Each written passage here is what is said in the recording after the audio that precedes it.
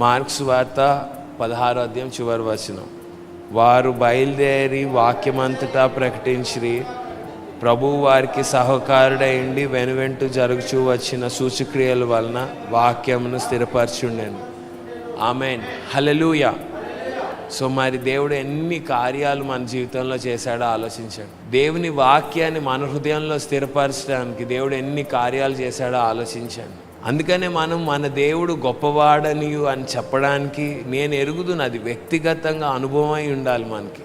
సమస్త దేవతల కంటే గొప్పవాడనియు నేను ఎరుగుదును, సమస్త దేవతల కంటే గొప్పవాడనియు నేను ఎరుగుదును. మీరు ఎరుగుదురా?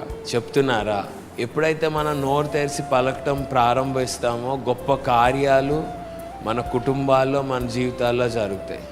మన కుటుంబాల్లో గొప్ప కార్యాలు జరగాలంటే నా దేవుడు గొప్పవాడని మనం ప్రకటించాలి.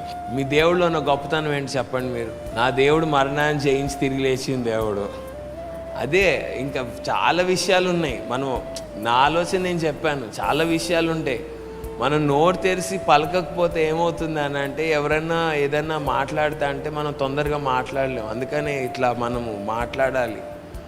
నా దేవుడు గొప్పతనం ఏంటంటే ఆయన మరణాన్ని జయించి తిరిగి లేచాడు. మరణాన్ని జయించి తిరిగి లేచాడు. నేను కూడా మరణాన్ని జయించి తిరిగి లేగుస్తా. మరణ భయము లేదు. మిగిలిన వాళ్ళందరూ మరణ భయంతోనే చనిపోయారు అందరూ.